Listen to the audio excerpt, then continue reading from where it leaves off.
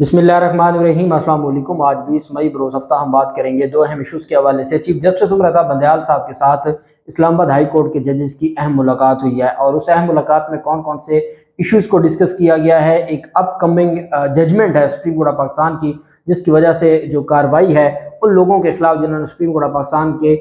Islamabad high court की तौहीन की थी और इस्लामाबाद हाई कोर्ट से दरवाजे तोड़े, शीशे तोड़े और इमरान खान को गिरफ्तार किया था, उसके हवाले से भी जो ख़बरें हैं। और फिर चीफ जस्टिस आमिर फारूक साहब के हवाले से जो रेफरेंस की बाज़ गश्त है कि उनके खिलाफ रेफरेंस दायर होने जा रहा है, उसमें क्या तफसीलात हो सकती हैं वो भी मैं आपके साथ शेयर करूंगा। और साथ हम बात करेंगे,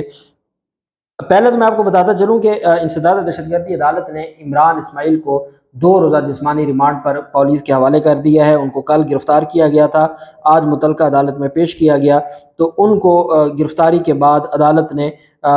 उनका 2 दिन का जिस्मानी रिमांड मंजूर किया गया है। 9 मई को जो वाक़यात हुए थे और जो एहतजाज था उस केस में गिरफ़्तार किया गया था, जिसमें अदालत ने, ये साबिक़ गवर्नर हैं सिंध के, उनको गिरफ़्तार करके गिरफ़्तार किया गया, मुतलका मजिस्ट्रेट के सामने पेश किया गया और मुतलका मजिस्ट्रेट साहब ने उनको 2 रोज़ा जिस्मानी रिमांड पर पुलिस के हवाले कर दिया है। जबकि दूसरी जानिब जो अहम चीज़ है वो इस्लामाबाद हाई कोर्ट में जो नई इमारत बनाई गई थी, इस्लामाबाद हाई कोर्ट में नई इमारत का इफ्तिताह और उसमें जो अदालतें हैं, अब वो जो पुरानी बिल्डिंग है उसमें नहीं होंगी, बल्कि सोमवार वाले दिन से इस्लामाबाद हाई कोर्ट की जो नई बिल्डिंग है उसमें नई इमारत में ये शहराए दस्तूर पर वाक़ नौ तामीर शुदा ये इमारत है उसमें मुंतकिल हो जाएगी। 2007 से 2009 फिर 2011 के बाद आज तक 14 साल तक G10 की इमारत में ये कायम रही अदालत। 2 साल के लिए हाई कोर्ट ख़त्म होने के बाद तमाम cases Lahore high court Rawalpindi bench को मुंतकिल हुए थे। इस्लामाबाद की G10 की इमारत में हाई कोर्ट का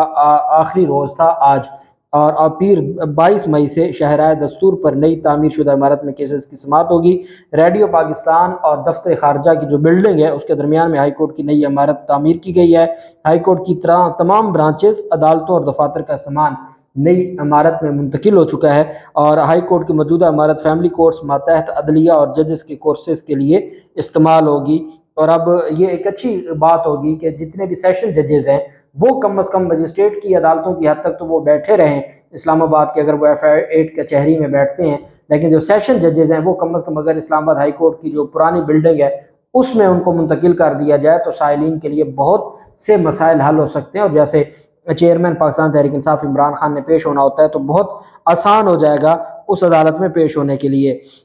जबकि दूसरी जानिब ऑडियो लीक कमीशन पर इमरान खान की जानिब से जो रद्द अमल सामने आया है, जो काजी फैसल साहब की सरबराही में मैंने आपको बताया है कि आर्टिकल 209 की खुल्लम खुला खिलाफ वर्जी है। जब आईन पाकिस्तान ये कहता है कि हाई कोर्ट या सुप्रीम कोर्ट की जज के खिलाफ कोई कार्रवाई, कोई जांच पड़ताल, कोई उनके खिलाफ एक्शन, इंक्वायरी, इन्वेस्टिगेशन वो सिवाय सुप्रीम जुडिशल काउंसिल की और कोई अथॉरिटी नहीं कर सकती, फिर ये एक वफाकी हुकूमत ने हम ख्याल जजेस का जो एक बना दिया गया, कमीशन बना दिया गया है, तो वो आगे कहाँ तक जाएगा, कैसे चीज़ें चलेंगी, तो ये एक बड़ा अहम सवाल था। बहरहाल इमरान खान की जानिब से इस पर जो बात की गई, इमरान खान ने वफाकी हुकूमत की जानिब से मामले की तहकीकात के लिए तश्कील करदा कमीशन से मुतल्लिक़ कहा है कि कमीशन को ऐसे अनासर की निशानदेही करने की ज़रूरत है जो कानून से बालातर हैं और मुल्क के वज़ीर आज़म के हुक्म से भी बाहर हैं और जो इस तरह की गैर कानूनी निगरानी को जो मुआफ़ी के साथ करते हैं। और वो कौन लोग हैं ये जो ऑडियो टेप करते हैं, ऑडियो लीक करते हैं, रिकॉर्डिंग करते हैं, वो वज़ीर आज़म हो, वज़ीर आज़म हाउस हो, चीफ जस्टिस की फैमिली हो या बाकी जजेस की फैमिली, तो उनके खिलाफ भी कार्रवाई होनी चाहिए। ये पाकिस्तान तहरीक इंसाफ के चेयरमैन इमरान खान की जानिब से मुतालबा किया गया है और उनकी जानिब से रद्द अमल सामने आया है। जबकि जो दूसरी जानिब पाकिस्तान तहरीक इंसाफ के चेयरमैन इमरान खान के साथ सीनियर कानूनदान हामिद खान साहब की अहम मुलाकात हुई है मौजूदा हालात के हवाले से, और पाकिस्तान तहरीक इंसाफ के जिन लोगों को गिरफ़्तार किया गया है और जिनकी गिरफ़्तारियों का सिलसिला रुक ही नहीं रहा और आए रोज़ जो गिरफ़्तारियाँ हैं वो आगे जो सिलसिला है वो बढ़ रहा है, उस पर हामिद खान साहब की चेयरमैन इमरान खान से मुलाकात हुई, जिसमें मुल्क भर में जारी पाकिस्तान तहरीक इंसाफ के कारकुनान और रहनुमाओं के खिलाफ क्रैक डाउन पर मुशावरत की गई। सीनियर वकील हामिद खान साहब ने इमरान खान को कानूनी मामलात के हवाले से आगाह किया और इस मामले में होने वाली खिलाफ वर्जियों को उजागर किया गया और अब तक जो पेश रफ्त है ٹیمیں بنا دی گئی ہیں انصاف لائرز فورم کی تمام تحصیلات تک جو پاکستان تحریک انصاف کے کارکنان ہیں یا پاکستان تحریک انصاف کے جو لوگ ہیں جو گرفتار ہوئے یا عوام میں سے جن لوگوں کو راہگیروں کو گرفتار کیا گیا، اس سلسلہ میں جو چیزیں ہیں وہ سامنے آ رہی ہیں۔ عمران خان نے کہا ہے کہ پارٹی رہنماؤں اور کارکنان کی ناک گرفتاریاں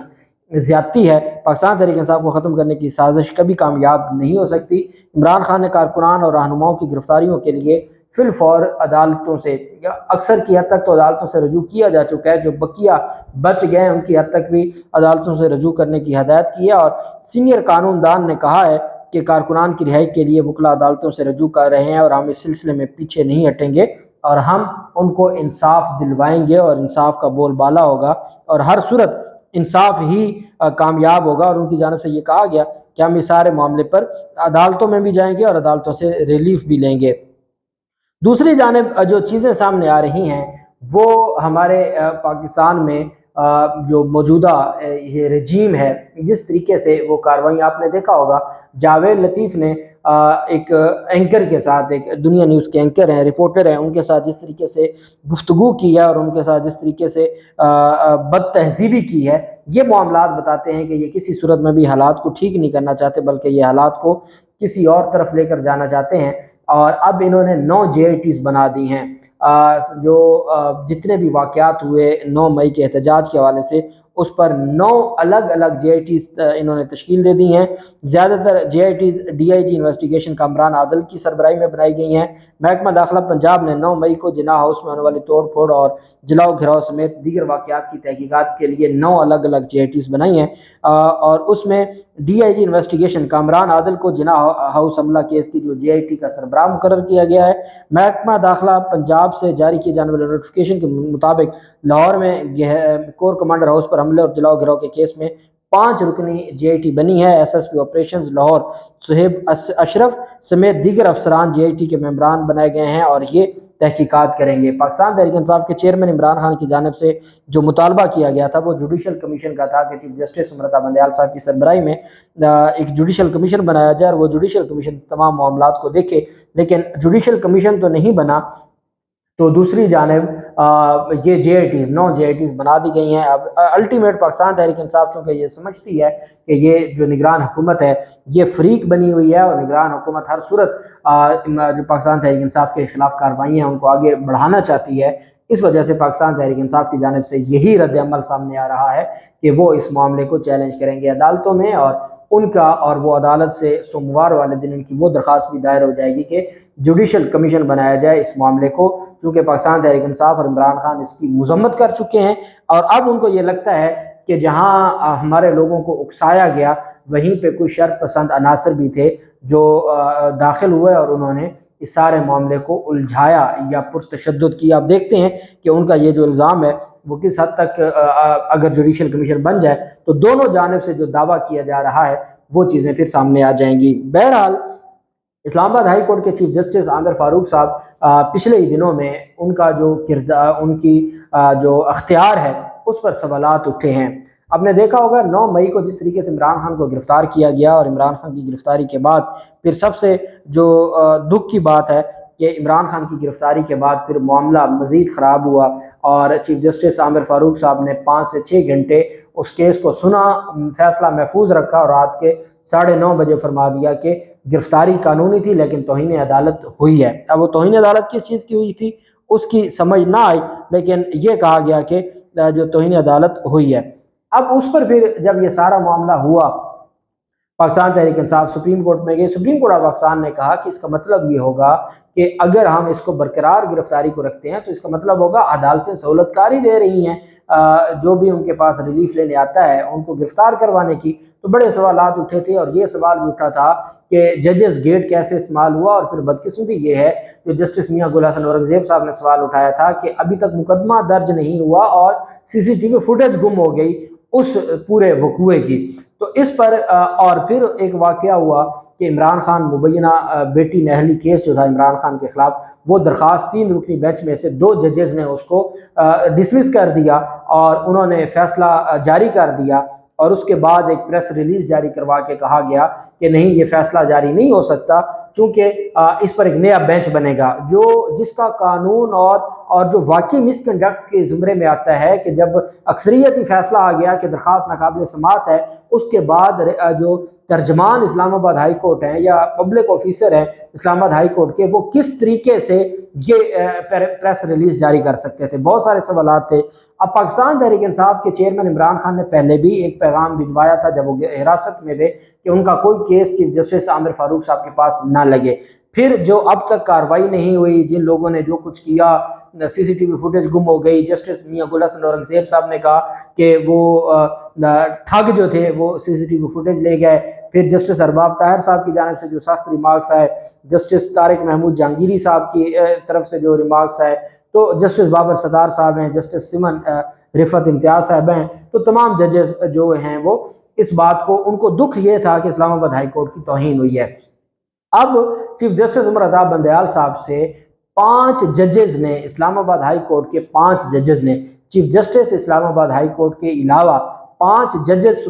اسلام آباد ہائی کورٹ نے chief justice of Pakistan Umar Ata Bandial صاحب کے ساتھ 3 گھنٹے طویل ملاقات کی ہے، اور اس میں جو موجودہ صورتحال ہے اور جس طریقے سے معاملات چلائے جا رہے ہیں اس پر ان کی اپنی جو آبزرویشنز ہیں، ان کی اپنی جو ریزرویشنز ہیں، ان کا اپنا جو پوائنٹ آف ویو ہے وہ چیف جسٹس آف پاکستان کے سامنے رکھا۔ ذرائع کا یہ بھی کہنا ہے کہ چونکہ جو توہین عدالت کی کارروائی تھی ان لوگوں کے خلاف جنہوں نے اسلام آباد ہائی کورٹ کے شیشے توڑے اور ملازمین کو زخمی کیا اور وکلاء کو زخمی کیا اور عمران خان کو گرفتار کیا، اس وجہ سے کارروائی روک دی گئی تھی کہ سپریم کورٹ کی جو فائنل فیصلہ تھا، تحریری فیصلہ، اس کا انتظار تھا تفصیلی فیصلے کا، اس پر بھی ذرائع کا کہنا ہے کہ بات چیت ہوئی اور چیف جسٹس عمر عطا بندیال صاحب سے یہ گزارش کی گئی کہ جو